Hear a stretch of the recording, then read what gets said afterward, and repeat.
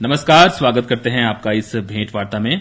आज हमारे साथ बातचीत करने के लिए बेहद खास मेहमान हमारे स्टूडियो में आज उपस्थित हैं। आप हैं विवेक शर्मा जी, सचिव हैं आप जिला विधिक सेवा प्राधिकरण से। आपका बहुत बहुत स्वागत है। आपका भी धन्यवाद कि मुझे आकाशवाणी के द्वारा पुनः अमृत महोत्सव के अंतर्गत जो विभिन्न कार्यक्रम आयोजित किए जा रहे हैं उस कड़ी में अपने विचार व्यक्त करने का एक और अवसर दिया है। इसके लिए मैं आकाशवाणी का धन्यवाद देता हूँ। तो हम बताना चाहेंगे कि 9 नवंबर को प्रतिवर्ष विधिक सेवा दिवस मनाया जाता है। तो विधिक सेवा दिवस मनाए जाने के पीछे उद्देश्य क्या है, क्या फायदे हैं इसके, इन तमाम बिंदुओं पर बातचीत करने के लिए हमारे बीच विवेक शर्मा साहब हैं। सबसे पहले आपसे हम जानना चाहेंगे कि विधिक सेवा दिवस का उद्देश्य क्या है, ये क्यों मनाया जाता है। निशाद जी, आज ही के दिन विधिक सेवा प्राधिकरण अधिनियम 1987 पूरे भारतवर्ष में प्रवर्तन में लाया गया था। यह अधिनियम यद्यपि 1987 का है, परंतु इसे पूरे भारतवर्ष में दिनांक 9 नवंबर 1995 को राजपत्र में अधिसूचना के द्वारा प्रवर्तन में लाया गया।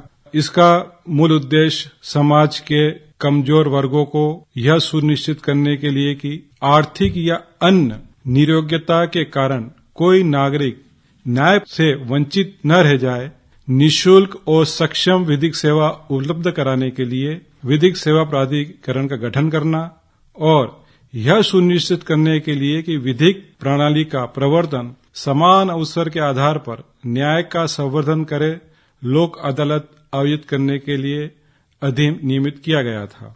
भारतीय संविधान के अनुच्छेद 39A के अनुसार राज्य यह सुनिश्चित करेगा कि विधिक तंत्र इस प्रकार काम करे कि समान अवसर के आधार पर न्याय सुलभ हो और वह विशिष्टतया यह सुनिश्चित करने के लिए कि आर्थिक या अन्य किसी नियोग्यता के कारण कोई नागरिक न्याय प्राप्त करने के अवसर से वंचित न रह जाए, उपयुक्त विधान या स्कीम द्वारा या अन्य किसी रीति से निःशुल्क विधिक सहायता की व्यवस्था करेगा। संविधान की इस परिकल्पना के आधार पर ही लीगल सर्विस अथॉरिटीज एक्ट यानी विधिक सेवा प्राधिकरण अधिनियम 1987 तैयार किया गया, जिसका प्रवर्तन 9 नवंबर 1995 को किया गया। तब से 9 नवंबर को विधिक सेवा दिवस के रूप में पूरे भारतवर्ष में मनाया जाता है। न्याय पाने से कोई वंचित न रह जाए, ये एक बहुत महत्वपूर्ण चीज है और आपने इसके बारे में बहुत विस्तार से बताया। तो हम जानना चाहेंगे कि कमजोर वर्गों की बात कर रहे हैं, तो किस तरह के खास वो कमजोर वर्ग हैं जिन्हें इसके अंतर्गत जो है सुरक्षा प्रदान की जाती है, जिन्हें न्याय मिल सके। इसमें अनुसूचित जाति जनजाति के व्यक्ति, महिला, बालक, आपदा पीड़ित व्यक्ति, बेगार या मानव दुर्व्यवहार से ग्रस्त व्यक्ति या ऐसा व्यक्ति जो जेल में निरुद्ध है या जिसकी वार्षिक आय 2 लाख से कम है, इस अधिनियम के अंतर्गत निःशुल्क विधिक सहायता प्राप्त करने के पात्र हैं। पात्रता की बात हो गई। यहाँ पर एक चीज और भी समझना चाहेंगे हम कि जो व्यक्ति पात्र है तो उसे किस प्रकार की किस तरह की जो है निःशुल्क सेवाएं प्रदान की जाती हैं। निशाद जी, इस अधिनियम के अंतर्गत निःशुल्क विधिक सहायता के रूप में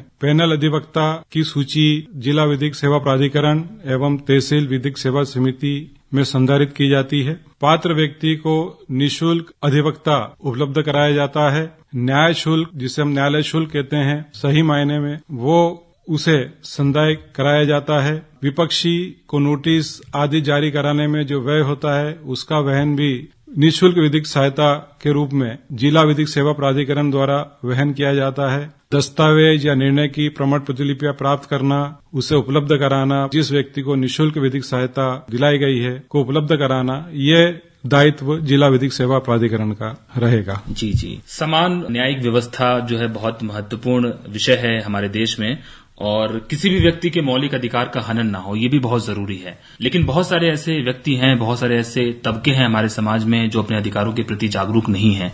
उनके अधिकारों का हनन ना हो कहीं, उनको जागरूक कैसे किया जाए और कैसे बताया जाए कि ये आपके अधिकार हैं और आपको अपने अधिकार के प्रति जागरूक रहना चाहिए। ये बहुत महत्वपूर्ण प्रश्न वर्तमान में हम सभी के समक्ष उपस्थित है। इसीलिए राष्ट्रीय विधिक सेवा प्राधिकरण द्वारा दिनांक 2 अक्टूबर से 14 नवंबर तक आजादी का अमृत महोत्सव के अंतर्गत विधिक जागरूकता एवं पहुंच कार्यक्रम आयोजित किया गया है, जिसमें हर गांव, हर मोहल्ला में जिला विधिक सेवा प्राधिकरण के कार्यों का प्रचार प्रसार हो, लोगों को जानकारी हो कि ऐसी कौन सी संस्था है जो उन्हें निःशुल्क विधिक सहायता प्राप्त कराने में सहयोगी हो सकती है। इस अवधारणा को ही लेकर विभिन्न स्थानों पर शिविर आयोजित करना, मूड कोर्ट आयोजित करना, फ्लैक्स बैनर के माध्यम से प्रचार प्रसार करना जिला विधिक सेवा प्राधिकरण द्वारा किया जा रहा है। क्या इस खास दिन पे कोई ऐसा संकल्प लिया जाता है या लोगों के बीच जाकर के जागरूक किया जाता है? गतिविधियां कैसे आयोजित की जाती हैं ताकि वो आज के दिन तो रहे ही,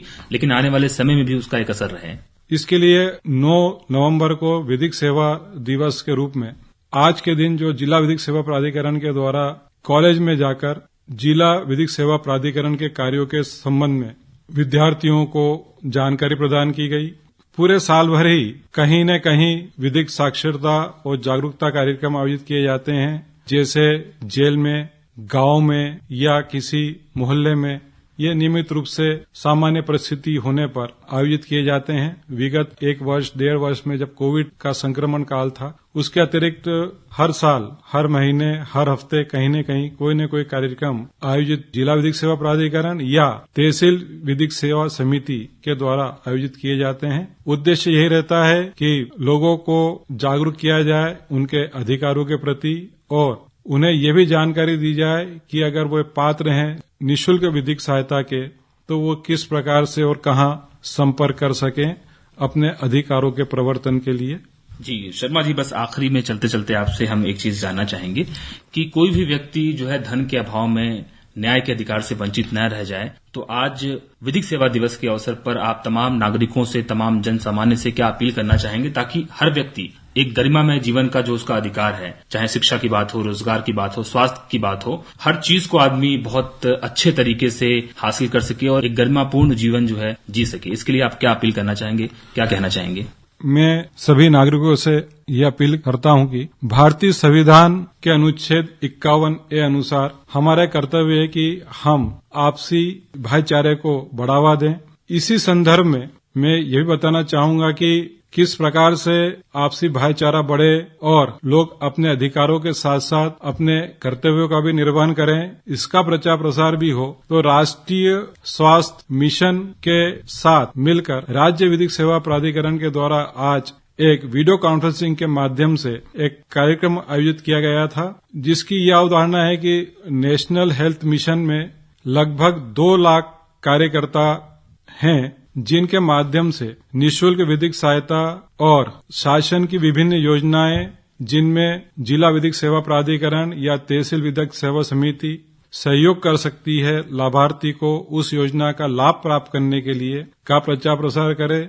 इसी प्रकार जो टीकाकरण का कार्यक्रम हो रहा है, उसमें जिला विधिक सेवा प्राधिकरण या तहसील विधिक सेवा समिति के जो पैरालीगल वॉलंटियर्स हैं, वो लोगों को टीकाकरण के बारे में जागरूक कर सकें, उन्हें ये प्रेरित कर सकें कि वे अपना प्रथम या द्वितीय टीका समय पर लगाएं, जिससे कि हम इस महामारी को पूर्णतः रोक सकें। ये आज एक नया जो कार्यक्रम है राज्य विधिक सेवा प्राधिकरण जबलपुर के साथ राष्ट्रीय हेल्थ मिशन के पदाधिकारियों के द्वारा आयोजित किया गया था, जिसमें सचिव जिला विधिक सेवा प्राधिकरण और CMHO अर्थात मुख्य चिकित्सा एवं स्वास्थ्य अधिकारी गण पूरे प्रदेश के उसमें सहभागी थे। इस प्रकार से शासन और न्यायपालिका का यह उद्देश्य है कि जन सामान्य को प्रत्येक योजना और उनके कर्तव्यों के बारे में अधिक से अधिक जानकारी दी जा सके। मैं इस कार्यक्रम के अंत में जिला विधिक सेवा प्राधिकरण का जो दूरभाष नंबर है वो भी आपसे साझा करना चाहूंगा। जिला विधिक सेवा प्राधिकरण सागर का दूरभाष क्रमांक है 26 37 47। यह दूरभाष सुबह 10:30 बजे से 5:30 बजे तक कार्य दिवसों में उपलब्ध रहता है। किसी को भी कोई समस्या हो, यदि वह कार्यालय में आकर बताने में असमर्थ है, तो इस दूरभाष नंबर पर संपर्क कर सकता है। हमारे जिला विधिक सहायता अधिकारी या हमारा जो भी कर्मचारी उस समय उपस्थित होगा, आपकी समस्याओं का निदान करने का प्रयास करेगा। जी, प्रत्येक नागरिक को उनके अधिकारों और कर्तव्यों के बारे में जानकारी दी जा सके और प्रत्येक व्यक्ति अपने अधिकारों के साथ साथ कर्तव्य के प्रति भी सचेत रहे।